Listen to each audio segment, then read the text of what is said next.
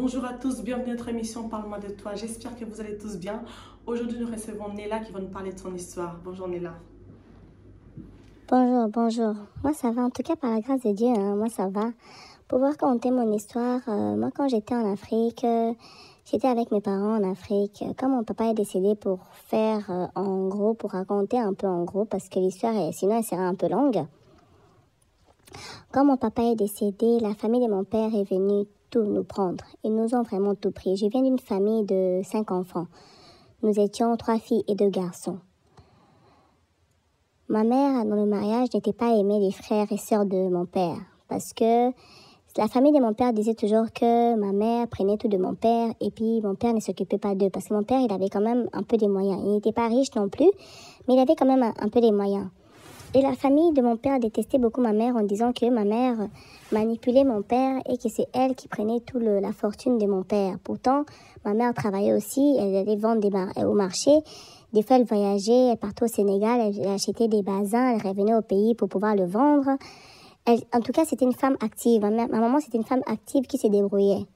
Mon père vivant, tout se passait vraiment bien. Nous étions bien malgré les hauts et les bas dans chaque mariage et la famille de mon père, surtout ses sœurs qui embêtaient un peu ma mère. Mais en tout cas, sinon, à part ça, nous, on allait bien. Et une fois, mon papa est tombé malade, mon père est mort et sa famille est venue le jour de l'enterrement. Sa famille était venue, nous pensions juste qu'ils sont venus nous dire au revoir, partir. En tout cas, ils nous ont tout pris.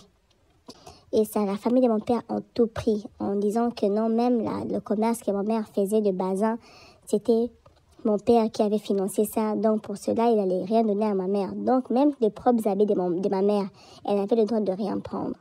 Ce que je n'avais pas compris, c'est que même la famille de ma mère n'ont pas réagi par rapport à cette situation. Nous sommes partis habiter la parcelle familiale de ma mère. C'était très difficile. Ma mère a commencé à vendre des fruits, des choses comme ça pour pouvoir nous envoyer à l'école. Et à un moment, ma mère, elle n'en pouvait vraiment plus. C'était très difficile comme situation. Ma mère, elle n'en pouvait plus. Et elle m'a dit, une fois elle pleurait. Je lui demande, qu'est-ce qui se passe, maman? Elle me dit que non, moi je ne comprends pas. Tu es une fille, tu es une femme. Comment moi, ta maman, je peux souffrir comme ça pendant que toi, tu es en vie? Je lui dis, comment ça, comment je suis en vie? Je suis ta fille. Comment ça, je ne peux rien faire pour l'instant. Je suis étudiante. Elle me dit que non, tu es ma fille aînée. Tu as quelque chose entre les jambes qui peut apporter de l'argent. Sur le moment, je n'avais pas tellement compris ce qu'elle me disait, ce qu'elle voulait dire par là. Et elle m'a clairement dit, tu peux chercher un homme riche qui peut nous sortir de cette situation. Je vous assure que sur l'instant, je me suis dit que ma maman que je connais, c'était pas la même personne. Je me suis dit non, que comme elle était peut-être fatiguée, c'était la nuit, puis elle pleurait la nuit et pensait à son mari peut-être. Et qu'elle allait passer. Mais le matin arrivé, elle m'a rappelé encore la même chose. En me disant que non, tu dois aller trouver un homme riche qui va nous sortir de là. Ce n'est pas possible de revenir dans la passade familiale avec autant d'humiliation. Comment je peux faire? Tes frères et sœurs doivent aller à l'école. Le peu d'argent que je gagne avec les fruits, je n'arrive même pas à les envoyer à l'école. Mais déjà, moi-même, j'avais déjà arrêté mes études. J'avais complètement arrêté. Et une fois, ma copine est venue à la maison comme ça me voir pour savoir comment j'allais. Ma maman a commencé à parler à ma copine en disant que non, parle à ta copine. Elle reste là à la maison. Matin, midi, soir, elle ne fait rien. Elle peut m'aider, je suis sa maman. Comment elle peut me laisser comme ça, crever comme ça? Et pendant qu'elle, c'est une femme, elle peut trouver un homme riche. Et ma copine a commencé à me parler aussi. Ça a commencé à rentrer dans ma tête. Et j'ai commencé à sortir. Je commençais à sortir avec ma copine. Je sortais, j'allais voir des hommes. J'allais voir des hommes. Je vous assure que moi, j'étais vierge. Et on m'a déviergée dans la prostitution. Je ne sais pas si j'ai bien dit. Mais en tout cas, c'est dans la prostitution que j'ai été déviergée. J'ai commencé à me prostituer. Pour ne pas vraiment rentrer en détail, parce que je vais raconter plutôt la gloire de l'Éternel dans ma vie. J'ai commencé à me prostituer. J'allais de homme en homme. Tout ça pour ramener mes frères et sœurs à l'école. J'ai commencé à payer les études à mes frères et sœurs. J'allais le soir pour faire la prostitution. Et le matin, j'allais à l'école. Ma copine m'avait dit, fais-le, mais pas à l'école. j'allais à l'école quand même. Donc, je sortais à 21h. Je rentrais chez moi à 3h du matin. Je dormais juste un peu pour me réveiller à 7h pour pouvoir aller à l'école. Et c'est comme ça que j'ai fait étudier mes frères et sœurs. Et ma maman, j'ai pris un appartement. J'ai changé un peu la vie de ma maman, si je peux dire ça comme ça. Parce que malgré la prostitution que je faisais, j'avais aussi un vieux avec qui je sortais qui me finançait, qui finançait ma maman aussi. Il venait aussi à la maison, ma maman lui faisait à manger, et il mangeait. Tout le monde savait que c'était mon gars, quoi. Mais j'allais aussi voir ailleurs. Le soir arrivé, j'allais voir ailleurs, j'allais voir d'autres hommes. Mais le monsieur là ne savait pas, c'était aussi un homme marié. Donc, lui, il trompait sa femme, moi aussi je le trompais. Parce que pour moi, c'était que pour de l'argent. Et là, ma mère, elle était heureuse. Mais je vous assure que moi, je faisais ça. C'était pas plaisant pour moi. C'était pas quelque chose que je voulais. Parce que je me disais toujours que si mon papa était en vie, je n'allais jamais finir comme ça. Je n'allais jamais faire ce genre de choses. Et vous savez, une fois, il est arrivé que j'avais des douleurs au niveau du ventre. J'avais beaucoup de douleurs au ventre, à la tête. Je ne comprenais pas. Je disais, mais ça persistait. Pendant une semaine, ça persistait. Vous voyez, je prenais des antidouleurs pour que ça passe. Des fois, ça passait, puis ça revenait à chaque fois. Et puis, ma maman me dit, non, mais tu sais quoi, tu devais quand même aller consulter parce que ça fait quand même plus d'une semaine que ça dure. Tu devais quand même aller consulter. J'ai essayé encore de traîner pendant encore 3 semaines. J'ai essayé de traîner parce que pour moi, si j'allais à l'hôpital, j'avais quelque chose, je vais rester à la maison. Donc, moi, je vais travailler. Pour moi, je vais fonctionner la nuit. Donc, j'ai essayé de traîner ça pendant 3 semaines. 3e semaine, ça devenait de plus en plus grave. Je ne pouvais même plus bouger. J'avais tellement mal à la tête, c'était affreux. Je suis partie à l'hôpital comme ça. J'ai stressé un petit peu. J'ai stressé. Le médecin, quand il me parlait, je disais un peu les symptômes que j'avais, je stressais un peu. Et les résultats en est sorti que j'étais séropositive. Et vous savez, à l'époque, je me suis regardée, je me suis tapé la poitrine, je me suis tapé le ventre, je me suis tapé en bas chez nous des femmes. J'ai dit, moi, à mon âge, séropositive, mais comment?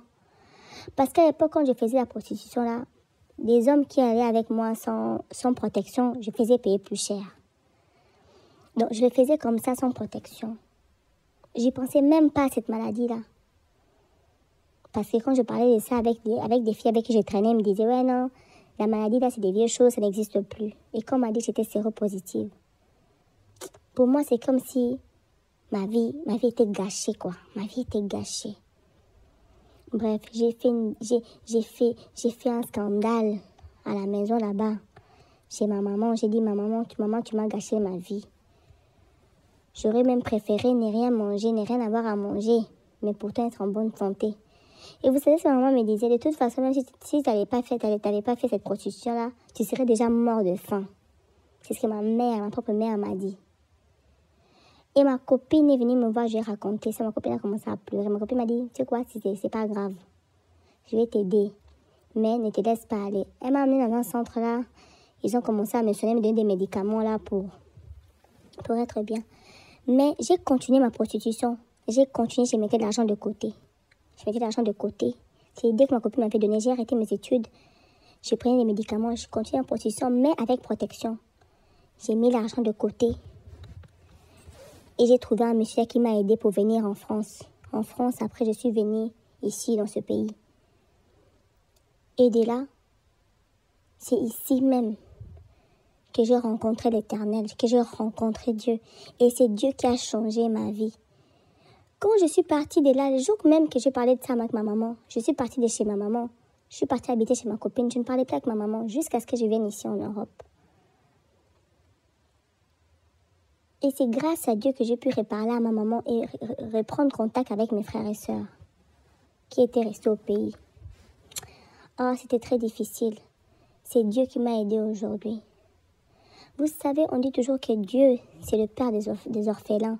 Peu importe la situation, mon frère, ma sœur, peu importe la situation sur laquelle tu passes, la prostitution n'est jamais une solution. Le péché n'est jamais une solution. L'alcool, la cigarette n'est jamais une solution. Moi, aujourd'hui, par la grâce de Dieu, j'ai rencontré l'Éternel. Il a transformé ma vie. Aujourd'hui, je suis mariée et je suis maman de 4 enfants. J'ai toujours la maladie en moi. mais mes enfants sont en parfaite santé.